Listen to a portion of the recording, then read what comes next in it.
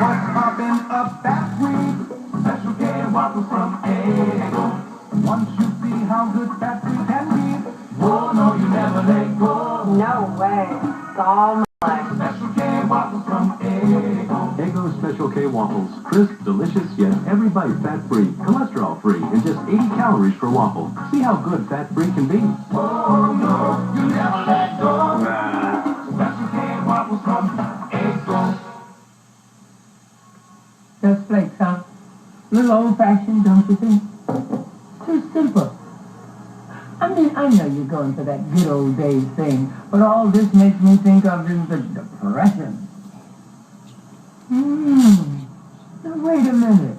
This doesn't taste old-fashioned. It's good. I like this simple. I like it a lot. Kellogg's Corn Flakes. Kellogg's Corn Flakes. Taste them again for the first time.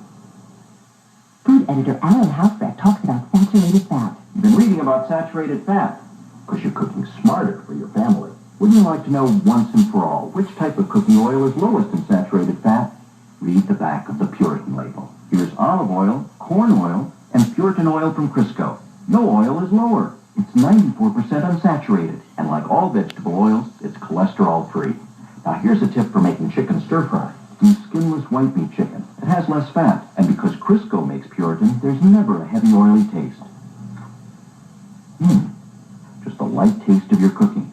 With Puritan, you can cut down on saturated fat, and your family won't miss it. Trust Crisco because you're cooking for your family. Home for the holidays with Domino's Pizza Season's Greetings Special. Now get a medium pepperoni pizza for just $2.99 with your favorite large pizza at the regular price. Ho, ho!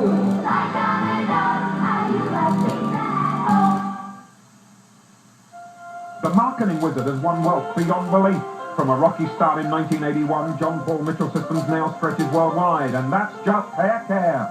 His 17 other corporations include Solec, America's largest solar energy company, oil, gas, and energy resources, a telephone company, even a classic rock radio station. Add Wolfgang Puck's Eureka Restaurant and Mario Hemingway's Sam's Cafe. Then there's the unique way he and partner friend Martin Crowley came to own Patron Tequila. They tasted shots to find the best one. I put Martin on a jet straight to Mexico City. He rented a car, drove for hours into the unknown to find this little dinky place that produced a special type of tequila. He even produced 2 Hollywood movies. His next venture, a line of microwave health foods. The one-man idea factory has a theory. The big difference between successful people and unsuccessful people is that successful people do all the things unsuccessful people don't want to do. 17 companies, a multi-million-dollar empire. How do you keep it all under control? Out of the 17 businesses, John Paul Mitchell Systems is where most all my energies are put right now. And the other businesses, I'll put in several hours, maybe a week, getting them rolling. And then I have great assistants that go in there and spot check problem areas for me and overcome them to save me time and energy. His winning philosophy? Fewer moving parts.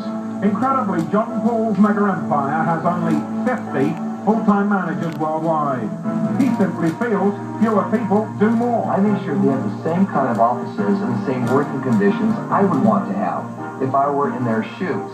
Example, everyone here gets free lunch. We pay for their lunches. No one pays for lunch. We have a full gymnasium they can work out in. We offer these extra things as something kind of nice for what they're doing. The man who once spent 95% of his time on the road and selling has now discovered the ability to be free, to have some time to smell the roses, to be able to experience being a real human being and not a business machine all the time anymore. the private world of John Paul is indeed a world away from anything we've ever seen, especially his homes, not 1, but 7. Everyone is fair for different reasons. New York gives me a getaway in the middle of the city, and that's up high, it's very secure, so I can kind of be on top of the city. So when I go back there for business, I have business, but I have it more relaxed. And then there's the estate in Rhode Island to kind of get that Gatsby feeling of the East Coast. On the big island of Hawaii, he and his now deceased partner built a unique working ranch.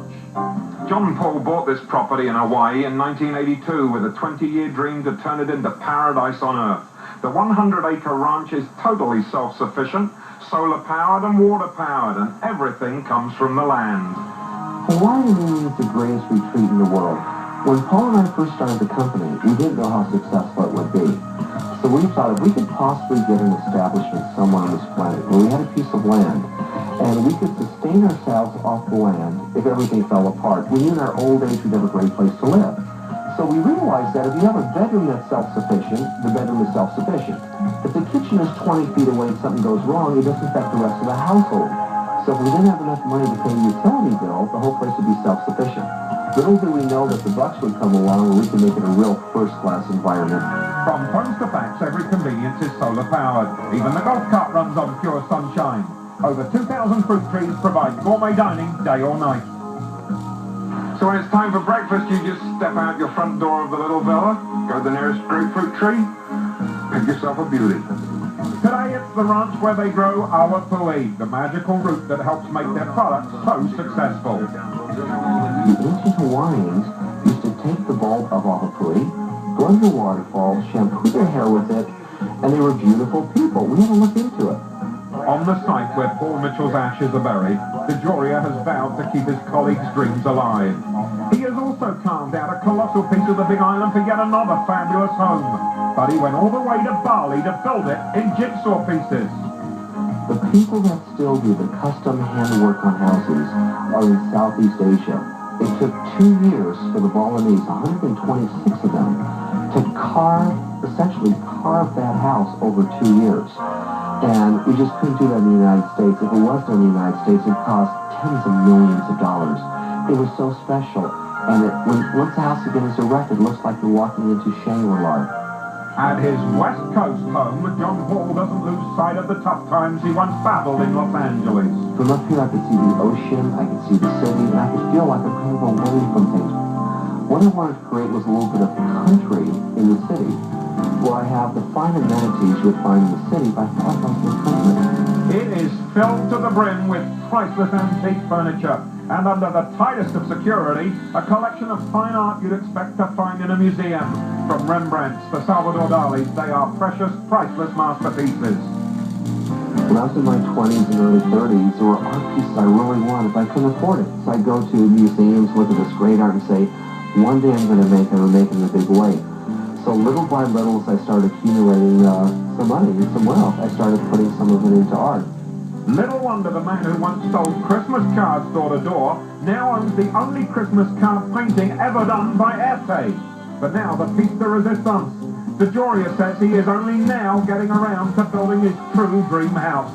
A 21,000 square foot Mediterranean villa atop of Malibu's highest mountain.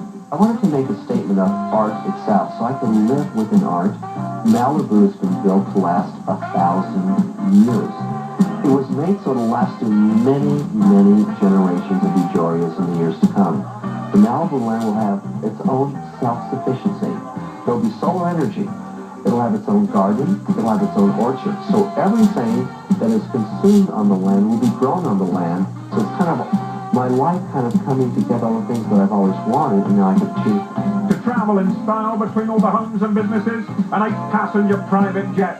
Plus, his collection of priceless cars. Incredibly, he bought most of them in the last 6 years.